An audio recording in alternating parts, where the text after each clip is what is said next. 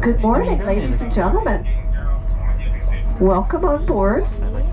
My name is Julie, and I'm about to drive you to the Apollo Saturn V Center, where we have a real Saturn V rocket and all of our Apollo program collection. Don't miss, at the far end of the building, on the left side, near the entrance to the Lunar Theater, is a moon rock that you can reach under the glass to rub for good luck. Oops, hold on, please.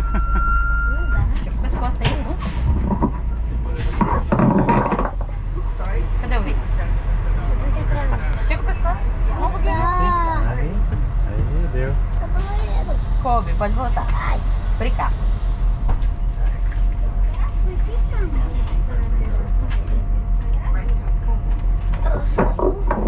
Já era um beijo. Já mudou. Só uma coisinha, outra vez. Sorry about that, little errand from the boss. All right, so we are going to the Saturn V, and don't miss, at the left side of the building, near the entrance to the Lunar Theater, is a moon rock that you can reach under the glass to rub for good luck. So be sure to touch the moon while you're there. It will take us 15 minutes to get there, so let's get started.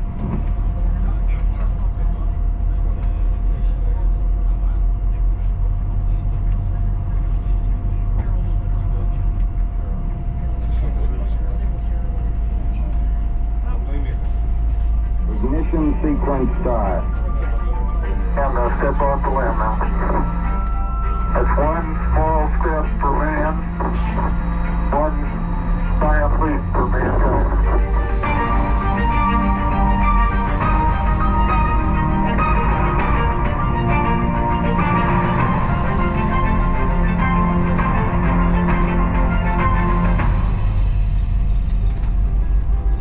We have pondered our place amongst the stars since the dawn of humankind.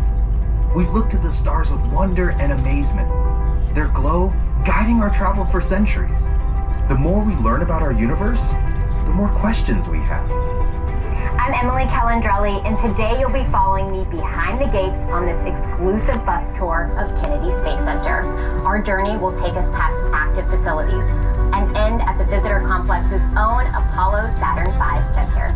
But before we begin this journey, just like every NASA mission, our #1 goal is to return home safely. So always stay seated while the bus is in motion. Please, no food or drinks on the bus with the exception of water. Please keep conversation to a minimum so others may hear and enjoy the tour.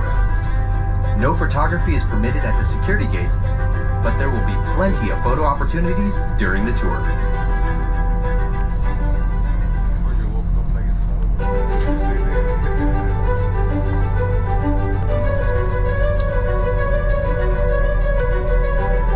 This rocket that you'll see standing tall in front of KSE's badging station is the Mercury Redstone rocket. It represents NASA's earliest efforts to send humans into space. These Redstone rockets were formerly ballistic missiles provided to NASA by the U.S. Army. In October of 1958, NASA formally organized Project Mercury with a mission to investigate man's reaction to this new environment and safely recover the capsule and its pilot. Man rating for human spaceflight on what was previously a ballistic missile was no easy task. After several modifications and test flights, a Mercury capsule carrying Ham, a chimpanzee, was successfully launched and recovered on January 31st, 1961. Just months later, on May 5th, astronaut Alan Shepard launched on a Mercury Redstone rocket, becoming the first American in space.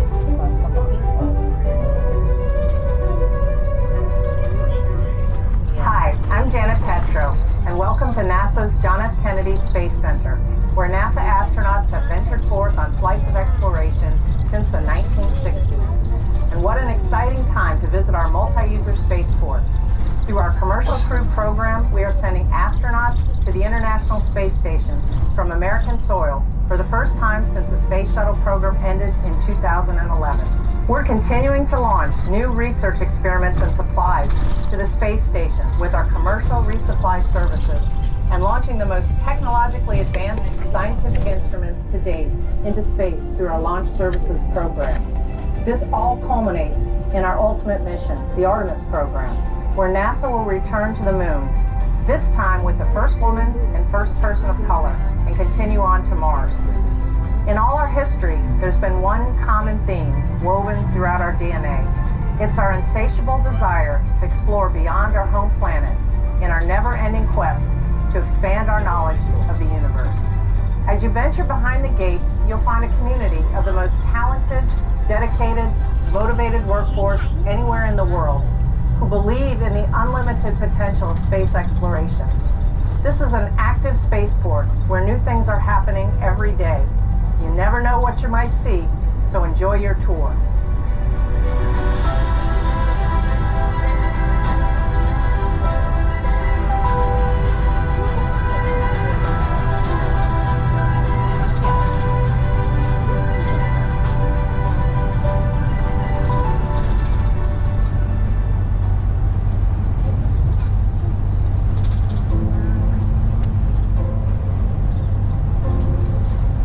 You are now approaching the Vehicle Assembly Building, or as NASA calls it, the VAB. It is one of the largest buildings in the world by volume, and is the place where NASA completes the final assembly of its rockets before launch. The sheer scale of this building is hard to grasp, even when you're right next to it. Do you ever feel really small when you think about space? What about when you're standing next to a skyscraper or a really big bridge? Well, I feel about as small as an ant right now. I'm standing inside the Vehicle Assembly Building trying to grasp how large it really is in here. It has 4 bays. Each bay has 2 large horizontal doors below it and 7 smaller vertically opening doors above it, tall enough to fit the world's largest rocket through. In fact, these are the largest doors in the world. Construction of the VAB required 65,000 cubic yards of concrete, 45,000 steel beams, 1 million steel bolts amounting to almost 100,000 tons of steel. Notice the flag painted on the outside of the VAB? It's the size of a 21-story building. The blue section alone is the size of an NBA basketball court. Each star is 6 feet across, and each red and white stripe is wide enough for this bus to drive down. And the entire VAB? It's so huge that the Roman Colosseum would fit on the roof with room to spare for a parking lot. By volume, the VAB can fit 3.5 Empire State Buildings, and it would take 250 billion ping pong balls to fill it. It was built in the 1960s for the Apollo program. Every Saturn V rocket that sent humans to the moon was assembled right here. Every space shuttle mission also assembled within these same walls. After the space shuttle program, a major renovation to the inside of this building began to accommodate NASA's next generation of rockets, the Space Launch System, or SLS. Lockheed Martin has developed a capsule called Orion that will sit atop the SLS rocket. This capsule is designed to facilitate human exploration of the moon and eventually Mars.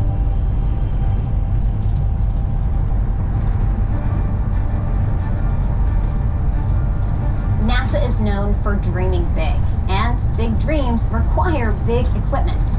I'm standing next to the Crawler Transporter, the largest self-powered land vehicle in the world. It was originally built in 1965 for the Apollo program, and has since been updated to accommodate the space shuttle and now NASA's SLS rocket. Weighing in at 6 million pounds and capable of lifting and hauling 18 million pounds, the Crawler is an engineering marvel, even without a rocket sitting on top of it. This thing has 2,750 horsepower V16 diesel engines that can carry the Crawler up to a top speed of, wait for it, 1 mile per hour while carrying a rocket. Keep an eye out for the Crawler as we approach this area. And remember, we are visiting a working spaceport, so while the Crawler may not stay in one area for very long, it's bound to be out here somewhere. Now, let me introduce you to my friend, John Giles, the Crawler project manager. I'm standing in front of Crawler Transporter number 2 at the Kennedy Space Center. Crawler Transporter number 2 will be used for the SLS program to take the launch vehicle back and forth to the pad. And going on inside of our VAB currently, NASA is stacking the Space Launch System rocket that will be used for the Artemis II mission. In Artemis 2, they will send 4 astronauts to fly around the moon. Of the rocket, so far they have both solid rocket boosters and that big orange external tank put together. The next step will be to put the stage adapter on top of the external tank, so there's still more assembly and a lot more integration and testing to be done. Coming up on the right is where we keep both of our crawler transporters parked, identical twins. First up will be crawler number 1. That one doesn't get out too much anymore, which is why the cleats on its tracks are a dark rusty red. That one, crawler 1, directly right. Next up, crawler 2, that's the one that's been upgraded to carry the heavier weight of the Artemis equipment. There's crawler 2, directly right. So now here's the video to show you how they roll.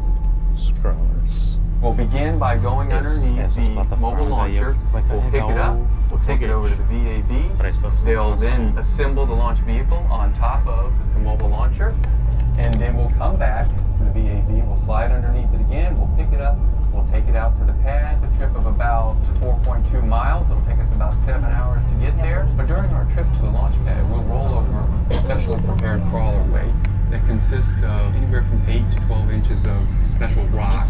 Below that is limestone that's about 4 feet thick and compressed to hold the weight of the crawler and the mobile launcher.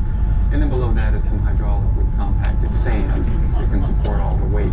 And then once we're there, we'll drop it all off. And a few days later, there'll be a launch. We'll come back, we'll pick the mobile launcher up, and we'll bring it back to the VAB to start the process all over again.